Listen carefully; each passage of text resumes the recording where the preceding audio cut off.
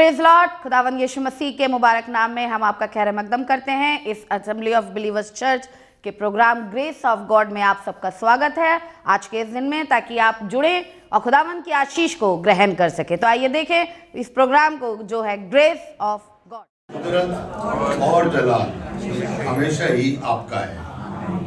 Praise the Lord. सबको यीशु मसीह में मुबारक वाला सलाम मिले। आप मुबारक लोग हैं जो आज लैंड के पहले दिन हमारे साथ हैं।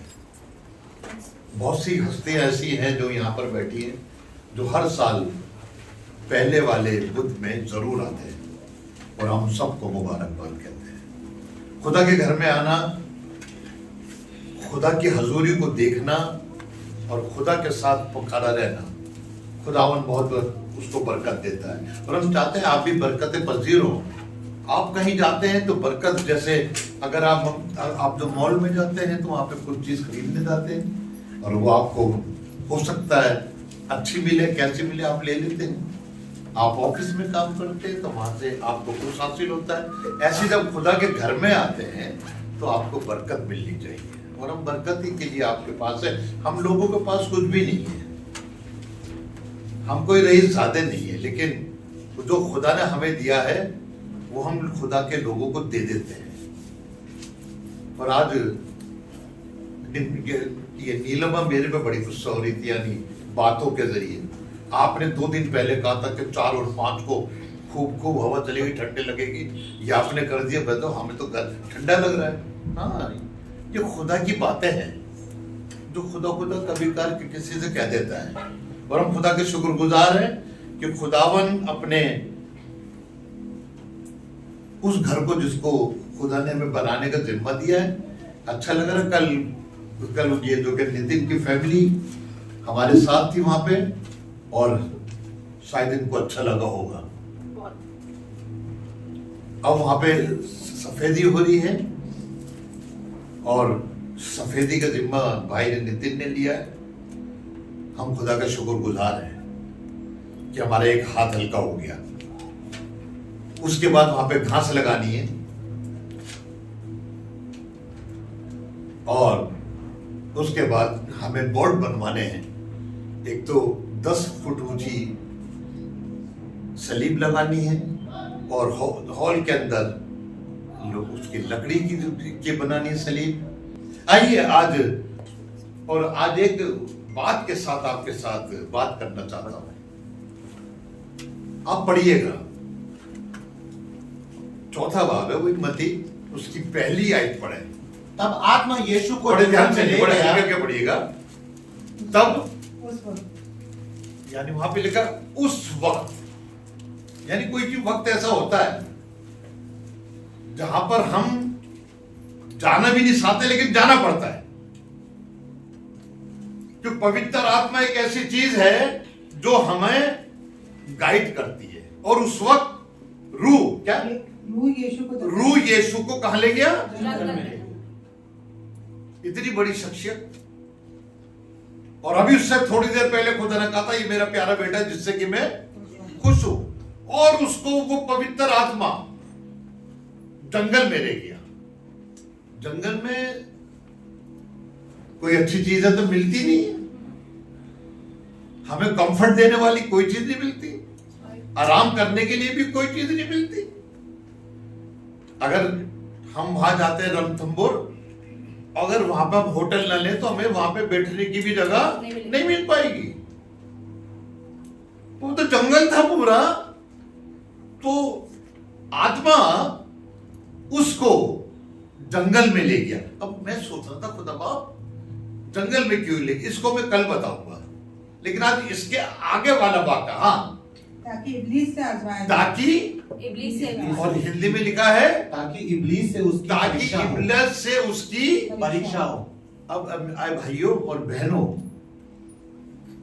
जब शैतान यीशु को आजमा सकता है तो हमारी हैसियत तो कुछ भी नहीं है।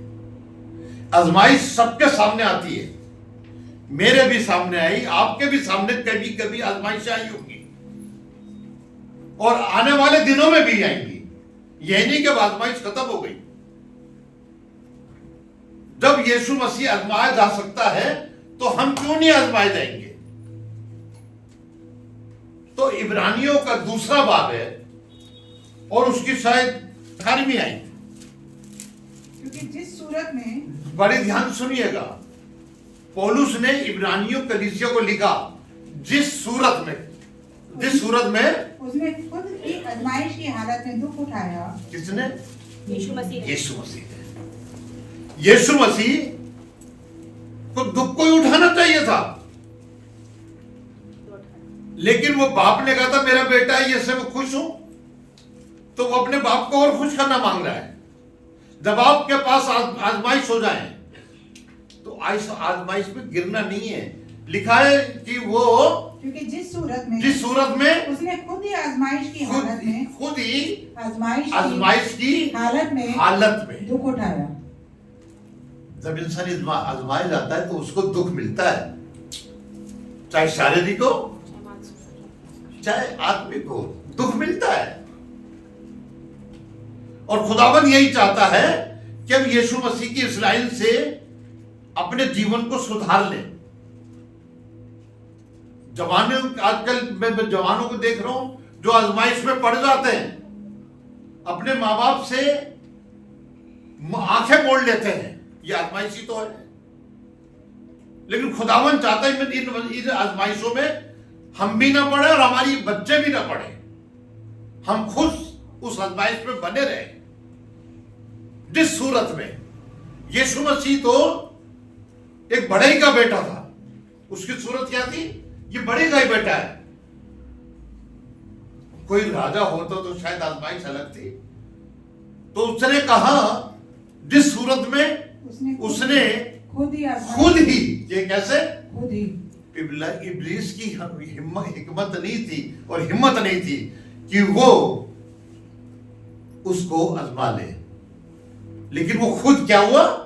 खुद उसने अपने आप को आजमाइश में डाल दिया। और इसलिए आजमाइश में डाला कि ताकि लोग उसको, इब्लीस को डाउन कर सके। अब जब आप आगे पढ़ेंगे तो इसने यीशु मसीह ने कहा, आए इब्लीस मेरे पास से चला जा, भाग जा।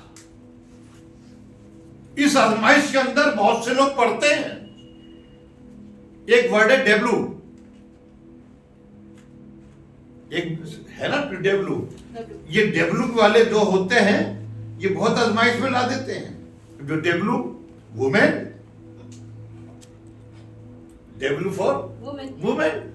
और बहुत से लोग औरत के पीछे आजमाइश में गिर जाते हैं, उनकी जिंदगी बेकार हो जाती है।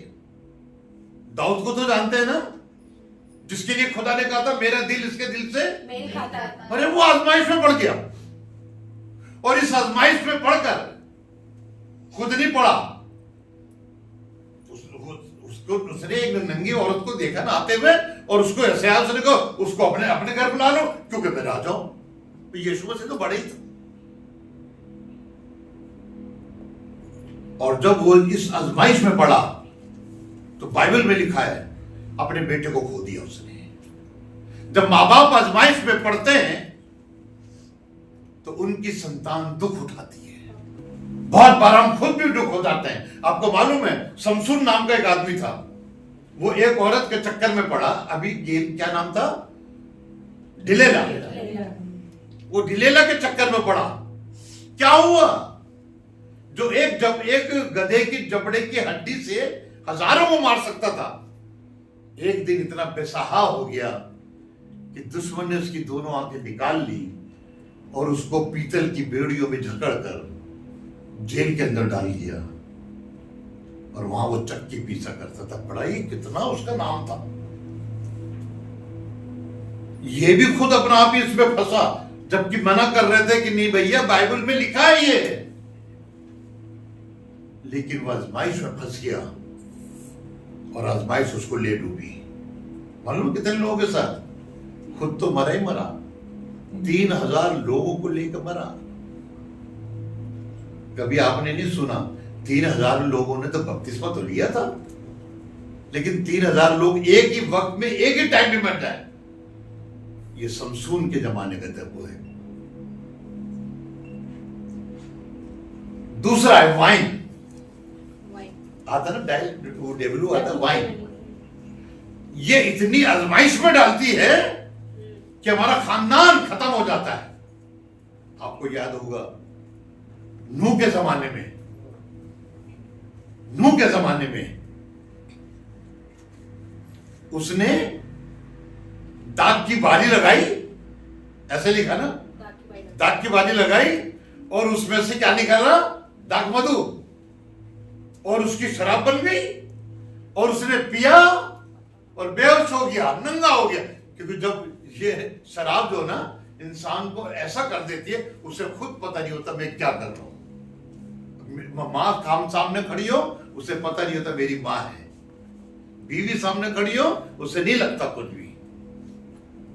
उसकी ये गलती जो उसने करी, तो अचानक उसका बेटा हाम ही था ना, हाम उसको है, हाम उसको देखने अंदर गया।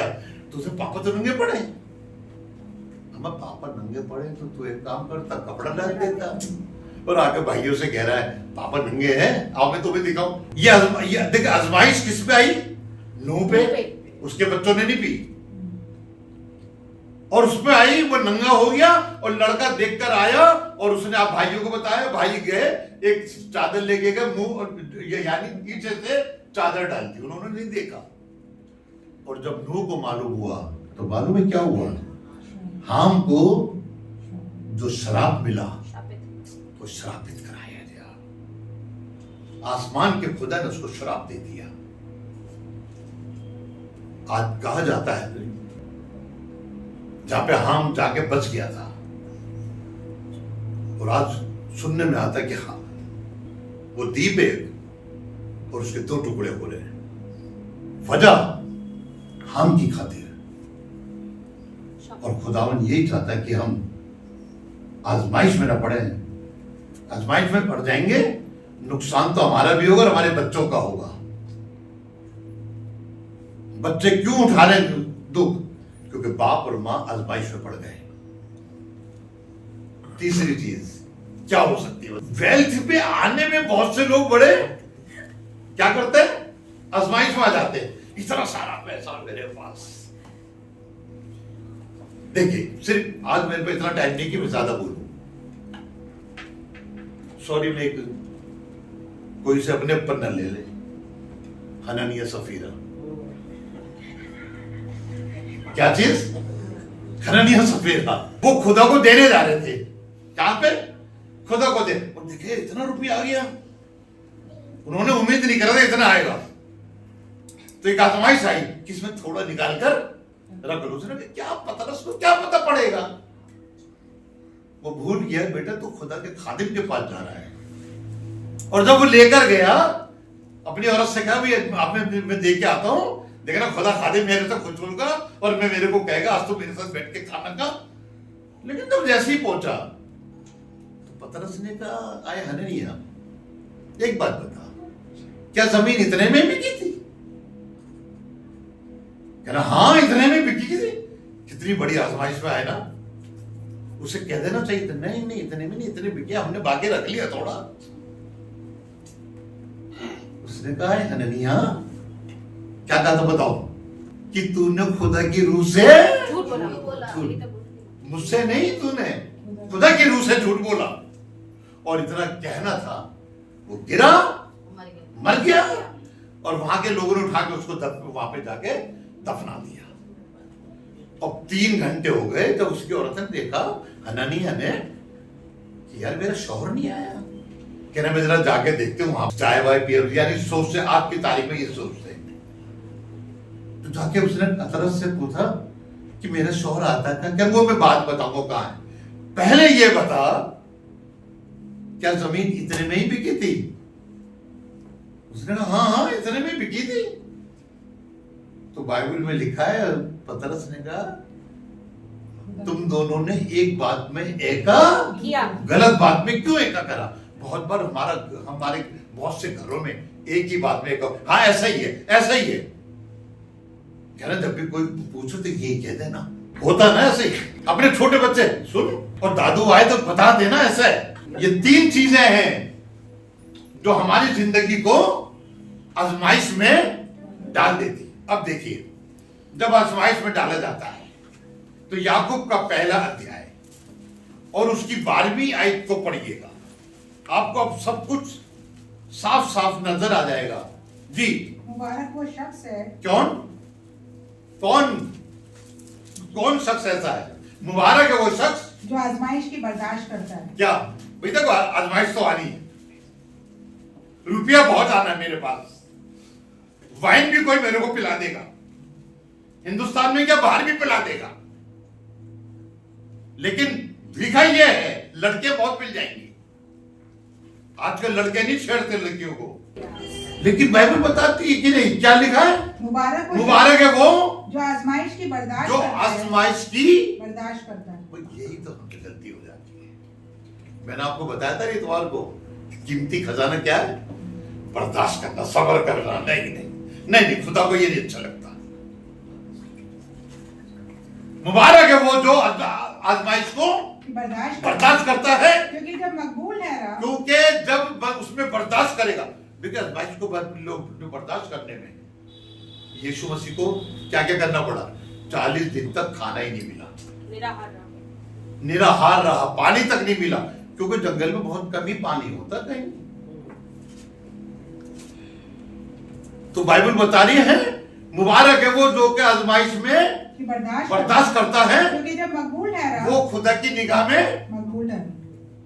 बहुत बार जब हम किसी ऑफिस में काम करते हैं तो अफसर की निगाह में क्या बोलते हैं? मैं तो इसको देखता हूँ गोल्डी को, इसका बॉस आता था, कहते बहुत अच्छी लड़की है, ये मकबूल है उसकी निगाह में। और इतनी मकबूल हुई कि बेचारे ने गाड़ी भी दे दी, और वो भी किसकी? होंडा वाली। ऐसी जब खुदा की निगाह में मकबूल होते हैं तो खुदावन आपको वो चीजें देता है जो किसी के पास होती भी नहीं है।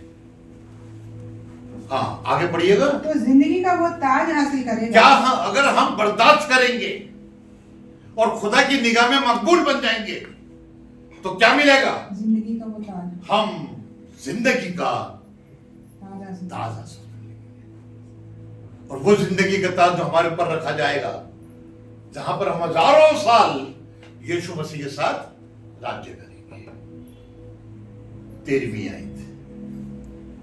जब कोई आजमाया जाए, बड़ी ध्यान सुनिए, अब सुनिएगा, दादू के पोते, अब सुन।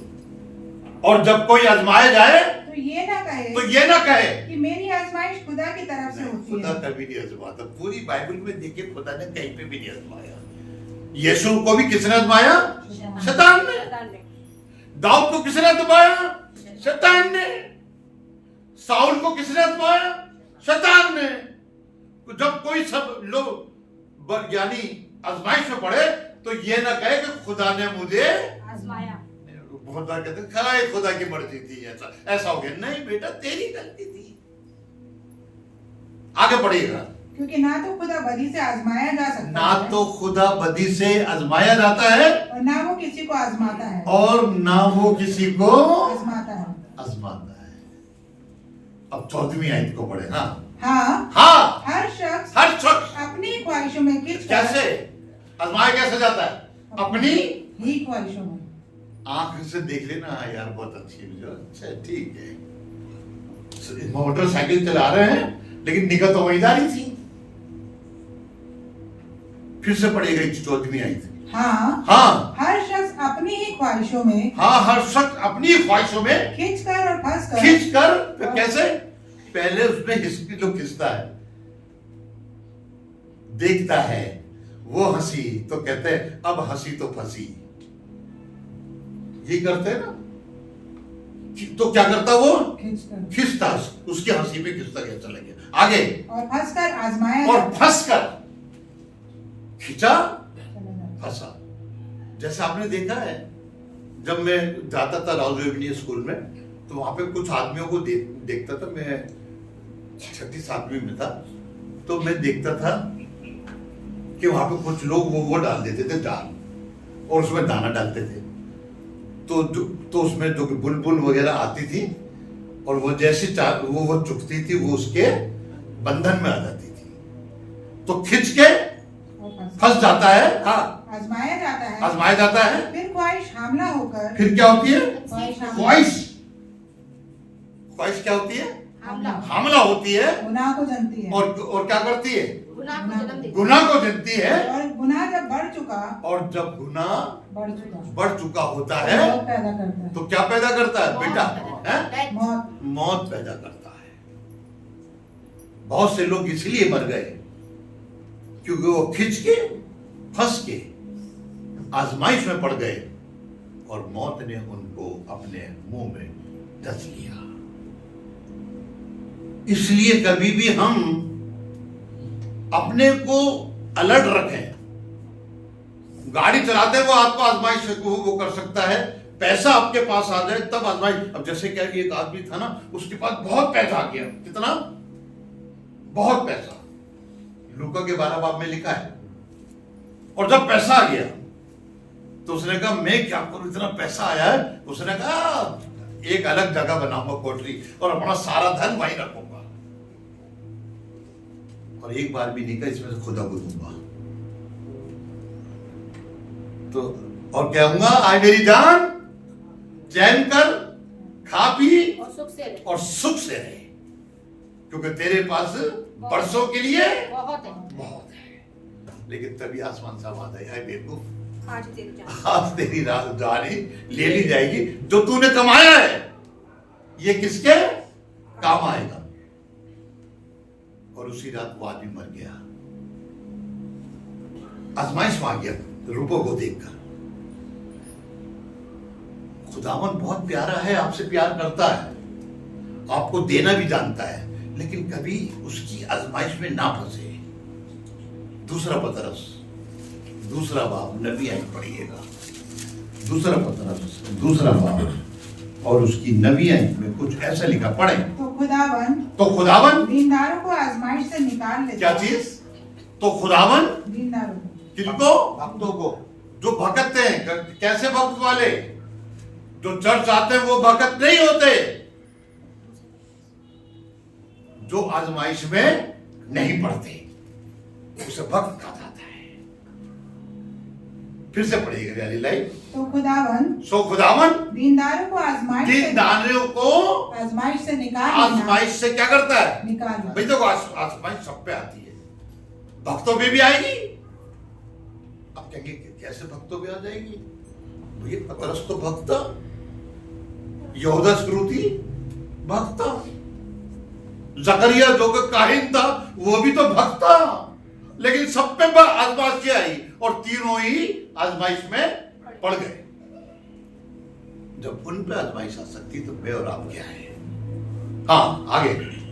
और बदकारों को अदालत के दिन हाँ तक सजा में रखना जानता है। और क्या जो के आजमाइश में गिर जाते हैं, खुदावन उनको कहां में डालता है? अदालत में। क्योंकि एक दिन यीशु मसीह आएगा, उसकी अदालत लगेगी और उनको लेगा जो आजमाइश में पड़े तो लेकिन फंसे नहीं, उसको खुदावन अपने दाहिने हाथ पर खड़ा करेगा। यही तो खुदावन आपसे चाहता है कि आप इस बात को जाने कि खुदावन मेरे और आपसे क्या कहना चाहता है, मेरे और आपसे वो बातें बताना चाहता है जो कि हमें मालूम भी नहीं होती है। इसीलिए तो कहा था प्रकाशित वाक्य के 3 बाब की 10वीं आयत को पढ़ेंगे तो आपको अच्छा लगेगा। क्योंकि तूने मेरे सब्र के कलाम पर अमल किया है। बड़े ध्यान से सुनिएगा, 3 बाब 10वीं आयत। क्योंकि तूने मेरे सब्र, देखिए कीमती खजाना है खबर। जिसके पास सब्र है वो दुनिया का नंबर 1 अमीर आदमी है। सब्र के कलाम पर, सब्र जो है ना इंसान के अंदर से वो चीजें जो उस पे आने वाली हैं दूर कर देता सब्र। फिर से पढ़िएगा। क्योंकि तूने मेरे सब्र के कलाम पर अमल किया है। तूने मेरे सब्र के कलाम पर अमल करा है, इसलिए मैं भी बड़ी ध्यान सुनेगा। जब हम सब्र के कलाम पर अमल करते हैं तो मैं भी आजमाइश के उस वक्त, कब? जब आप पे आजमाइश आएगी। सबसे बता रहा हूं कि सब पे ये आजमाइश आएगी, कोई बाकी नहीं बचेगा कि नहीं आएगी। बच्चों पे भी आती है, रात को भी बैठ के वो देखते हैं अपने टेप को या वो मोबाइल को, ये सब पे आती है। फिर से पढ़िएगा वाली लाइन। इसलिए मैं भी आजमाइश के उस वक्त तेरी हिफाजत करूंगा, यानी मेरे माँ बाप इतनी हिफाजत नहीं कर सकते जितना मेरा खुदा मेरी भी हिफाजत करेगा। मैं तेरी हिफाजत करूंगा जो जमीन के रहने वालों के आजमाने के लिए तमाम दुनिया पर आने वाला है। हाँ, कोई आने वाला, अभी यीशु मसीह के आने से पहले कोई आने वाला है, क्योंकि हम कह रहे हैं यीशु मसीह का सेकंड कमिंग जरूरी है, लेकिन उससे पहले वो जो आजमाएगा, क्योंकि बाइबल में लिखा 666 का अब वो जो अदद दिया जाएगा, और जो ले लेगा उन्हें खाना मिलेगा, और जो नहीं लेगा उनका सर काट दिया जाएगा, कुछ मुंह पे कहेगा तुम्हें खाना नहीं मिलेगा। यही तो हमारे लिए आजमाइश के दिन है, और इसी के लिए लिखा है उस आजमाइश में मैं तुम्हारे साथ रहूंगा। बाकी सकल बताएंगे। ये चैप्टर ऐसा है कि अगर हम 6 हफ्ते भी इसको बोले तो खुदावंद बड़ी बरकत देगा, और पवित्र आत्मा उसे जंगल में ले गया। कल आपको जंगल के बारे में बताएंगे, थोड़ा सा आजमाइश भी उसमें लेकर आएंगे। कल आइएगा, कल आपको खुदा बहुत बड़ी बरकत देगा। उम्मीद है कि आज आपने जरूर बरकत को हासिल किया होगा और खुदावंद ने आपको आशीष दी होगी। हम चाहेंगे कि आप हमसे संपर्क करें। अगर आप किसी भी तरीके की सहायता करना चाहते हैं, दुआएं हैं आपके पास, प्रार्थनाएं हैं, तो ज़रूर आप हमसे संपर्क करें। हमारा पता और हमारे नंबर्स आपके पास पहुंच चुके हैं। आप इनके द्वारा हमसे कांटेक्ट कर सकते हैं ताकि हम दुआओं में और आपके साथ मिलकर खुदावंद की महिमा में आगे बढ़ सके। Praise the Lord. खुदा आप सबको बहुत आशीष दे। हमारा एड्रेस है assembly of believers church, S410 street number 11, school block, Shakarpur, Delhi 110092। और अगर आप हमसे फ़ोन पे कांटेक्ट करना चाहते हैं तो हमारे नंबर हैं 8527158740 और दूसरा नंबर है 9891358387। इसके अलावा 9891152423।